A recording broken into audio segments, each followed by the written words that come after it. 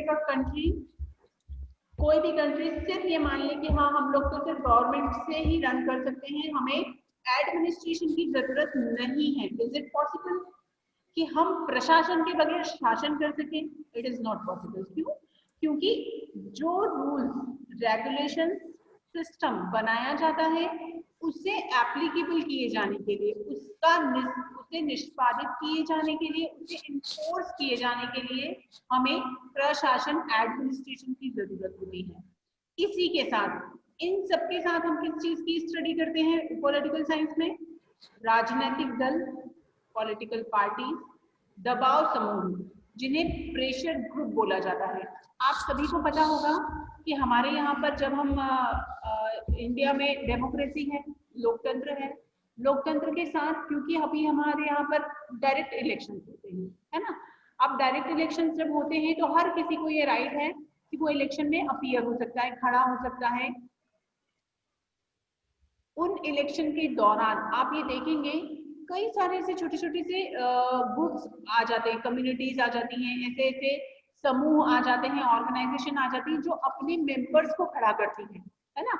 अब मान लीजिए कि बीजेपी और कांग्रेस के 50-50 एमएलए हैं, उसी के साथ अभी हमें चाहिए 120 में से 20 कौन से हैं? उन दबाव समूह के हैं जो थोड़ा सा प्रेशर डालती हैं कि भाई हम आपके ग्रुप में शामिल होंगे, बट कब? जब हमारी कुछ कंडीशंस को फुलफिल किया जाएगा। इसी तरह युवा संगठन होते हैं, वो युवा संगठन के साथ जनमत जुड़ा होता है।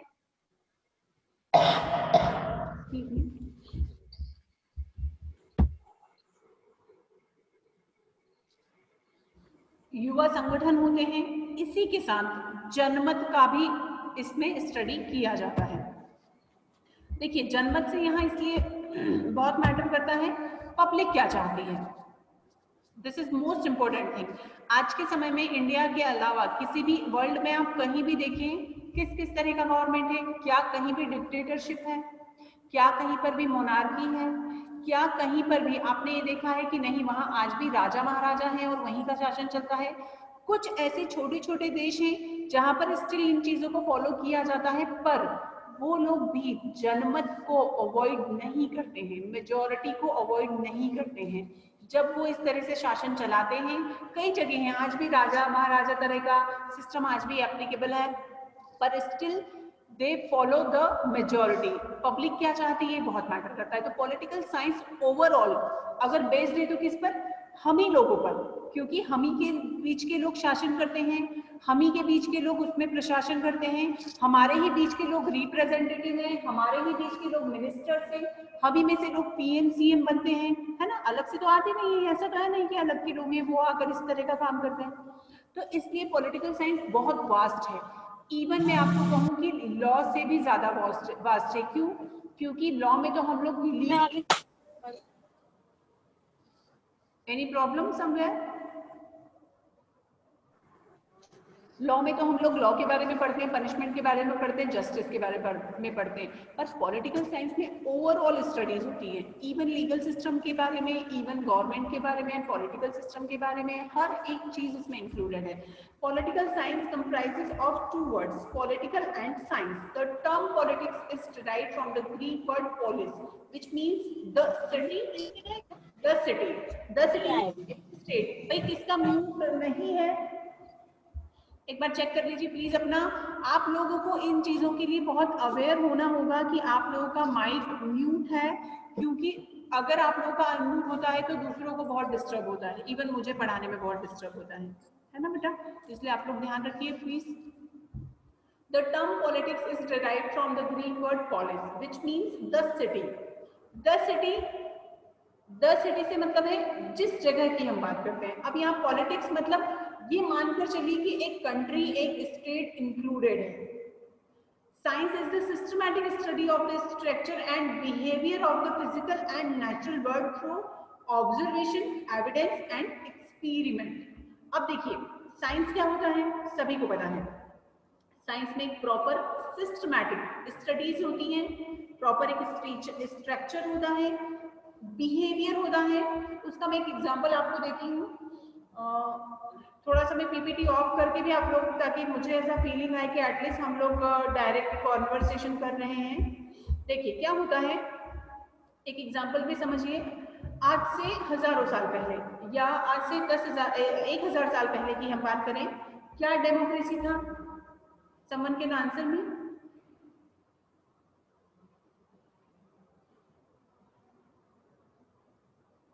श्वेता, मीनाक्षी, ज्योति, सिमरन, एनीवन कैन स्पीक अप। क्या आज से कई सालों पहले जितना सिस्टमैटिक डेमोक्रेसी, कृषु, कोई भी मुझे बता सकते हैं?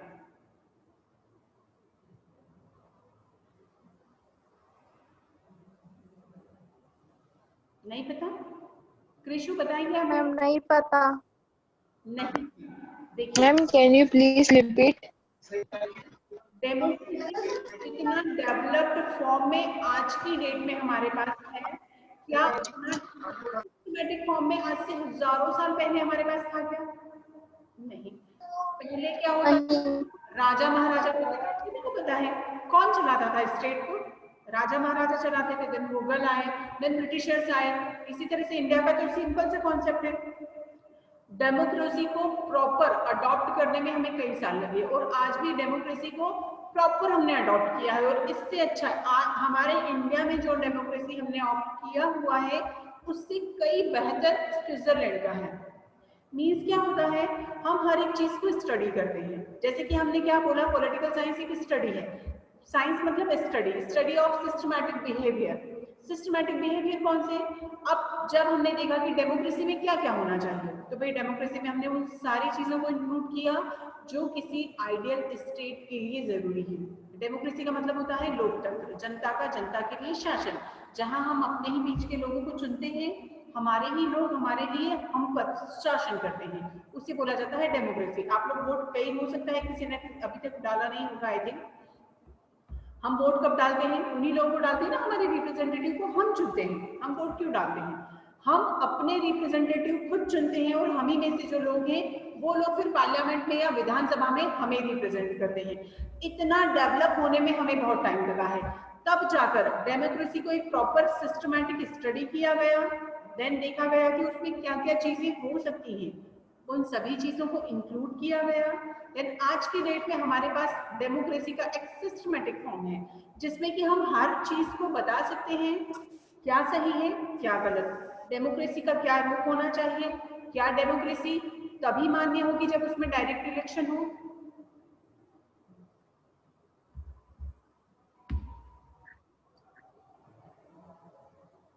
बताएगा कोई मुझे? क्या डेमोक्रेसी में डायरेक्टली इलेक्शन होना चाहिए? यह जरूरी है डेमोक्रेसी के लिए?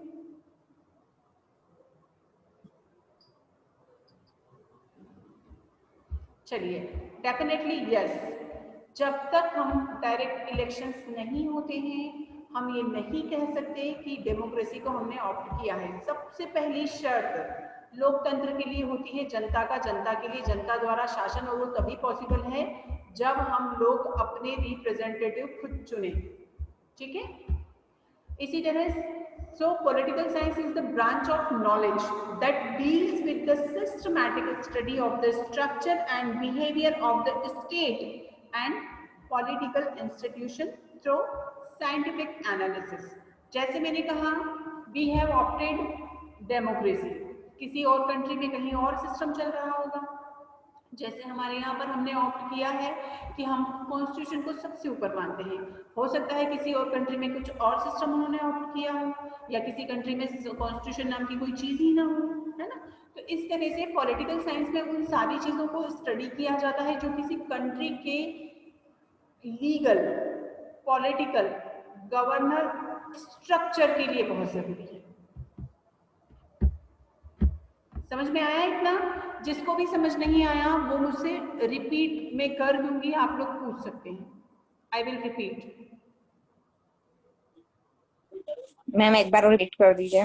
ओके, पॉलिटिकल साइंस वो होता है जिसमें हम पॉलिटिक्स की स्टडी करते हैं। पॉलिटिक्स में राजनीति नहीं, पॉलिटिकल सिस्टम। पॉलिटिकल सिस्टम का मतलब होता है जिसमें हम शासन के बारे में बात करें, शासन क्या है, जिसमें हम एडमिनिस्ट्रेशन के बारे में बात करें, वो क्या होता है, मतलब शासन, प्रशासन, इसी के साथ जिसमें हम ये देखें किस तरह की गवर्नमेंट हमें चाहिए। अब जैसे डेमोक्रेसी हमने ऑप्ट किया है तो क्यों? क्योंकि इंडिया इतना बड़ा कंट्री है कि किसी और तरह का अगर हम कोई भी सिस्टम ऑप्ट करते हैं तो वो हमारे लिए सक्सेसफुल नहीं होगा, है ना। इसलिए ज़रूरी हो जाता है कि हम इन चीज़ों को ऑप्ट करें कि डेमोक्रेसी को हमने लिया है। क्यों? क्योंकि हर एक व्यक्ति अपने हिसाब से अपना रिप्रेजेंटेटिव चुन सकता है। मेजॉरिटी में जो व्यक्ति होगा वो पार्लियामेंट में हमको रिप्रेजेंट करता है ना। इसी तरह साइंस का जो मतलब है, पॉलिटिकल के पीछे साइंस वर्ड क्यों लगाया गया है भाई? क्यों? क्योंकि जिस तरह साइंस में हर एक चीज, जैसे कि गुरुत्वाकर्षण का नियम, कोई भी चीज आप ऊपर फेंकेंगे वो नीचे आएगी लौट कर, पूरा उसके पीछे एक साइंटिफिक रीजन है कि क्यों ऐसा होता है। इसी तरह डेमोक्रेसी क्यों बेहतर है, इसके लिए भी प्रॉपर एक स्टडी है। गवर्नमेंट कहाँ से आई, क्यों बना, क्या एक स्टेट को चलाने के लिए या किसी कंट्री को चलाने के लिए सिस्टम जरूरी है? क्या हम बिना गवर्नमेंट के क्या हम बिना गवर्नमेंट के किसी स्टेट को रन कर सकते हैं या नहीं कर सकते? इसका तो आंसर मुझे कोई भी दे सकता है। Is it possible? नो। हम लोग वाइल्ड लाइफ में चले जाएंगे, हमारे पास कोई सिस्टम नहीं होगा, हमारे पास रूल्स नहीं होंगे, रेगुलेशंस नहीं होंगे, हम लोगों के ऊपर लॉ नहीं होगा, पनिशमेंट नहीं होगा, है ना, हमारे राइट सिक्योर नहीं होंगे। मैंने फर्स्ट लेक्चर में सारी चीजें समझाई थी कि ये स्टेट गवर्नमेंट के पीछे क्या रीजन है, क्यों हमें गवर्नमेंट चाहिए, क्यों? क्योंकि गवर्नमेंट हमारे राइट्स को प्रोटेक्ट करता है। गवर्नमेंट हमें स्पेसिफिक दो राइट सबसे ज्यादा जरूरी, आज से हजारों साल पहले जब हम लोग वाइल्ड लाइफ में हुआ करते थे, उस टाइम पर धीरे धीरे स्टेट का जब कॉन्सेप्ट आया है, हम लोग सिविलाइज हुए, उसके पीछे मेजर दो रीजन हुआ करते थे। एक होता था राइट टू लाइफ और एक होता था राइट टू प्रॉपर्टी। क्योंकि ये दो ऐसी चीजें हैं जिसके लिए हमें प्रोटेक्शन चाहिए, जिसके लिए हमें संरक्षण चाहिए। आज की डेट में मैं बोलूं अगर कि एक दिन के लिए आप ये सोचिए कि पूरी कंट्री से लॉ हटा दिया है, उस एक दिन में क्या क्या नहीं हो जाएगा, कितने ही लोगों की जान चली जाएगी, कितने ही लोगों का मर्डर हो जाएगा, लोगों की जमीनें लूट ली जाएंगी, क्या हो जाएगा, हम लोग वाइल्ड हो जाएंगे। Even still we are well educated, we are well developed, but फिर भी अगर आज कोई प्रधानमंत्री जी डिक्लेयर कर दे कि नहीं भैया आज एक दिन कोई आईपीसी नहीं है, कोई सीपीसी नहीं है, कोई नियम नहीं है, क्या होगा? जबकि आज की डेट में तो हम पढ़े लिखे हैं ना, इवन हम लोगों को पता है हमें कैसे रहना है, तो भी क्या होगा? जिसको जिससे दुश्मनी होगी वो उसको मार डालेगा, जिसको जो प्लॉट चाहिए वो उस पर पोजीशन ले लेगा। अगर आपको खुली हुई, मतलब अगर हम देखें कि हमारे पास गवर्नमेंट नहीं है, देन वी कांट सर्वाइव। कुछ भी नहीं है, ये मानकर आप चलिए। रूल्स रेगुलेशंस नहीं है मतलब कुछ भी नहीं है, हम लोग जंगली जीवन में वापस पहुंच जाएंगे। इसीलिए क्योंकि पॉलिटिकल साइंस इन सभी चीजों की बारीकी से स्टडी करता है, इसीलिए पॉलिटिकल के पीछे जो साइंस शब्द लगाया गया है उसके बहुत मायने हैं। क्यों? क्योंकि प्रॉपर स्टडी, प्रॉपर बिहेवियर के कारण यहाँ पर इन चीजों को बहुत अच्छे से इसका अध्ययन किया जाता है, इसलिए पॉलिटिकल साइंस के पीछे साइंस शब्द लगा हुआ है। इसमें एक और चीज है, the Greek philosophy Aristotle was the first to use the term politics and therefore regarded as the father of political science. ये मैं कल के लेक्चर में पूछूंगी, who is the father of political science, तो आप लोगों का आंसर होना चाहिए। इंग्लिश में बोला जाता है इन्हें अरिस्टोटल, हिंदी में बोला जाता है अरस्तु। अरस्तु का नाम शायद सभी ने सुना होगा। अरस्तु एक बहुत ही बड़े पॉलिटिकल थिंकर हैं जिन्होंने कई सारी चीज़ों के लिए अलग अलग बहुत सारी उनकी बुक्स हुई हैं जिस पर उन्होंने कई सारी चीज़ों के बारे में बहुत सी अलग अलग ओपिनियन अपना दिया है। ठीक है, देखिए Aristotle has asserted man is by nature a political animal. Animal से मतलब क्या है यहाँ है? प्राणी, जानवर नहीं, प्राणी। ठीक, and he who by nature and not by mere accident is without state, is either above humanity or below it। किसी भी कंडीशन में, जैसे कि मैंने अभी कहा कि एक दिन के लिए मैंने जो एग्जांपल दिया, तो we can't survive because we are a political animal, we can't survive without nature, without we can't survive without state, society. एक वर्ड सभी ने सुना होगा, मनुष्य एक सामाजिक प्राणी है ना। मनुष्य अगर सामाजिक प्राणी है तो मनुष्य के साथ कुछ नियम जुड़े हैं, कुछ कायदे जुड़े हैं, कुछ ऐसी चीजें जुड़ी हैं जो कि हमें वहां रहने के लिए मजबूर करती है, बट उसी के साथ हमें कई सारे रूल्स रेगुलेशंस, अपनी ड्यूटी, रिस्पॉन्सिबिलिटीज, ऑब्लिगेशंस को भी फॉलो करना होता है। हिंदी में समझिएगा कुछ डेफिनेशंस को। देखिए इसमें आप ये सेकंड वाली देखिए, राजनीतिक सिद्धांत में तथ्य और मूल्य दोनों समाहित हैं, वे एक दूसरे के पूरक हैं। तथ्य और मूल्य, फैक्ट्स एंड वैल्यूज। क्या एक वर्ड है इमोरल और मोरल, कोई समझता है इस शब्द को? Morality, what is the meaning of morality?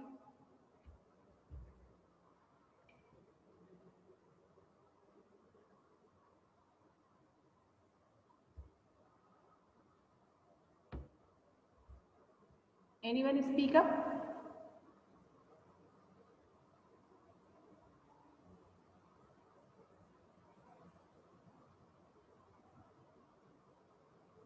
नहीं आता भाई? चलिए फिर मैं बाद में ही समझाऊंगी उस चीज को। राजनीतिक सिद्धांत साधारणतः राजनीतिक जीवन के उत्पल दृष्टिकोण क्रियाओं की व्याख्या करने का प्रयास करते हैं। पॉलिटिकल साइंस कौन कर रहा है भाई? स्क्रीन को कोई भी टच नहीं करेगा, don't behave like a kid, है ना बेटा? पॉलिटिकल साइंस हमारी जो स्टडी है वो जीवन, राजनीतिक सिद्धांत राजनीतिक जीवन से संबंधित अवधारणा, व्यापक अनुमान और शासन, राज्य, समाज की प्रकृति, लक्ष्य और राजनीतिक क्षमताओं का विवरण शामिल करते हैं। मतलब राजनीतिक शास्त्र में राजनीतिक के सिद्धांत इसलिए बनाए गए हैं जिसमें कि हम शासन, राज्य, समाज, प्रकृति, लक्ष्य, मनुष्य, उनकी राजनीतिक क्षमताओं को जांच सकें। इसमें कुछ ट्रेडिशनल डेफिनेशंस हैं पॉल जैनेट की। Political science is that part of social science which treats the foundation of the state and the principles of government. Political science begins and ends with the state. अब ये जो definition है, political science deals and end with state. Mohammad Shadan Shabari अभी आज किया है बेटा। Screen को आप में से कोई भी टच नहीं करेगा। हो सकता है जूम प्लेटफॉर्म आप लोगों के लिए नया है, देन आप लोग जस्ट ट्राई करते हैं, आई नो दैट, बट आप लोग स्क्रीन को टच नहीं करेंगे तो आपके लिए भी ठीक रहेगा। अदरवाइज आपका ही जो पीपीटी है वो उस पर इम्प्रेशन कराना चाहता है ना? इवन नाम भी मैम आई मेरे हाँ? नेकवर्क पे लेक मारा है ऐसे है ना? आप लोग कुछ भी प्रॉब्लम हो आप लोग मुझे पूछिए, हम लोग आपको पढ़ाने के लिए है। और पढ़ाने में इन द सेंस मेरा सबसे ज्यादा ये कंसर्न होता है कि बच्चों को चीजें समझ आनी चाहिए।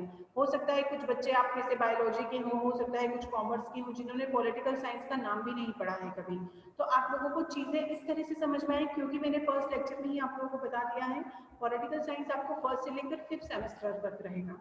फर्स्ट सेमेस्टर में अगर आप चीजें बहुत अच्छे से समझ लेते हैं तो सेकंड में, थर्ड में, फोर्थ में, फिफ्थ में आपको प्रॉब्लम नहीं जाएगा, है ना? तो ट्राई करिए कि आप लोग फर्स्ट सेमेस्टर से ही इस तरह से लीजिए कि हाँ आपके लिए चीजें नई तो हैं बट एक्सेप्टेबल है, ठीक है?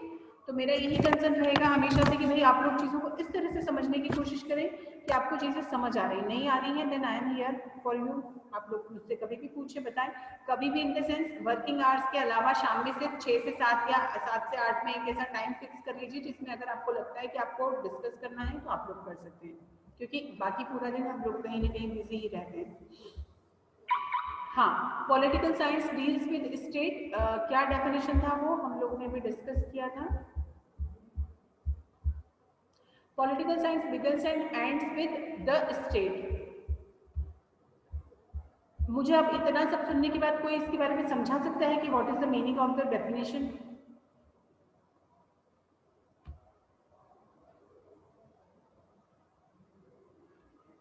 किसी को समझ आया होगा तो मुझे शायद समझा पाएगा। शिवम, मीनाक्षी, आयुषी, मोहम्मद, शीतल, कृतिका, सिमरन।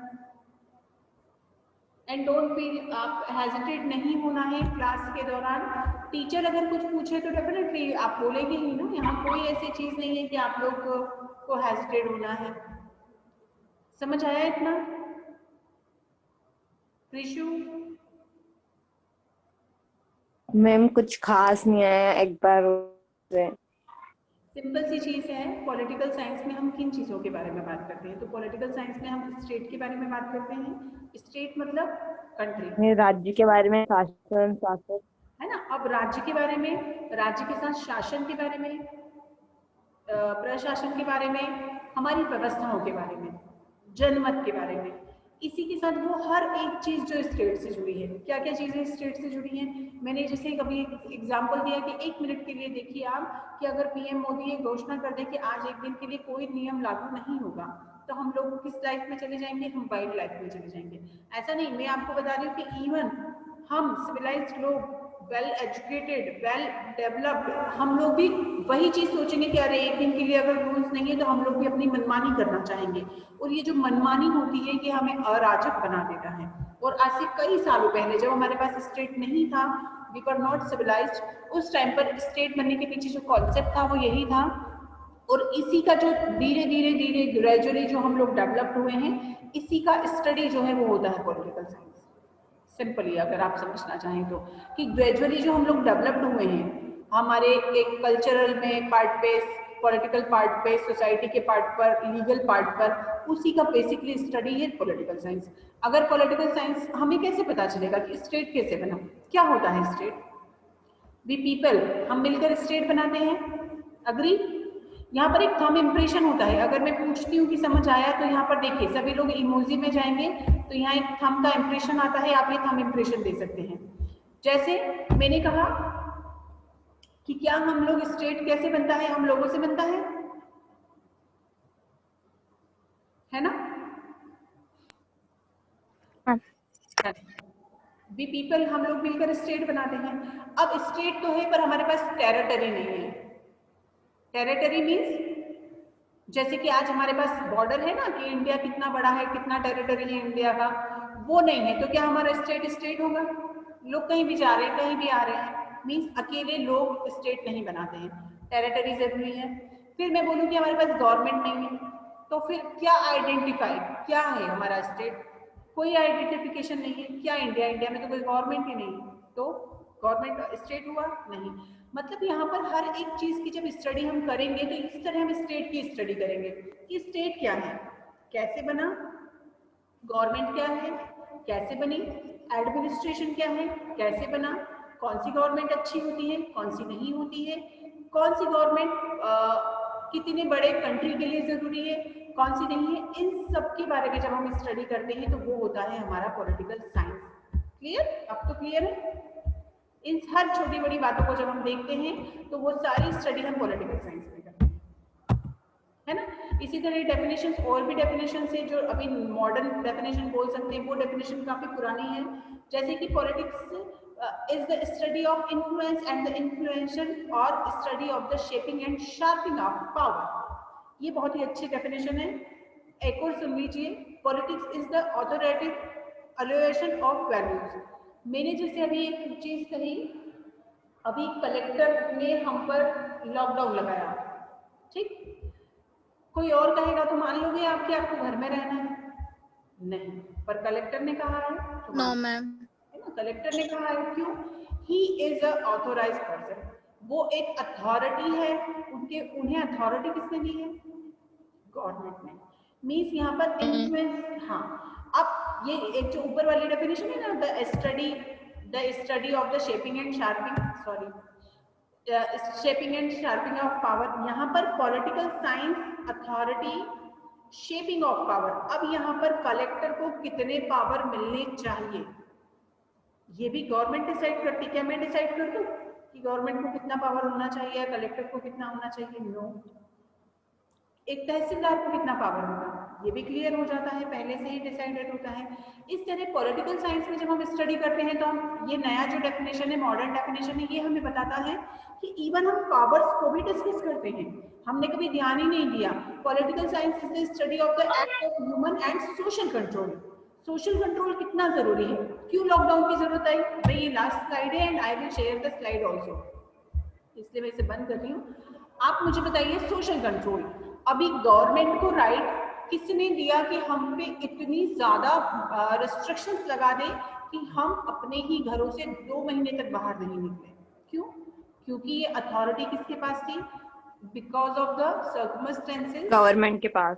गवर्नमेंट को ये अथॉरिटी दिया गया कि गवर्नमेंट हमारे बिहेवियर को कंट्रोल कर सके, इवन सोशल कंट्रोल ओवरऑल अगर देखा जाए तो। किसी पर्टिकुलर पर्सन के लिए नहीं था, सभी के लिए था। तो यहाँ पर ये अथॉरिटी, ये पावर को भी हम कहाँ डिस्कस करेंगे कि प्रशासन को कितने पावर्स हैं। पॉलिटिकल साइंस में कहीं और तो नहीं ना जाएंगे उसको पढ़ने के लिए, कितने किस लिमिट तक हो जा सकता है, इसको हम कहाँ स्टडी करते हैं, पॉलिटिकल साइंस में। इस तरह पॉलिटिकल साइंस वो है जिसमें हम ओवरऑल स्टेट, शासन, प्रशासन, powers, rules, regulations, legal system, social control, human behaviour, इन सभी के बारे में स्टडी करते हैं। क्लियर? नेक्स्ट लेक्चर मैंने कल सभी को ग्रुप पर सिलेबस भी शेयर किया है, एक बार देख लीजिएगा। तो according to syllabus unit third हम लोग स्टडी करेंगे। ठीक है?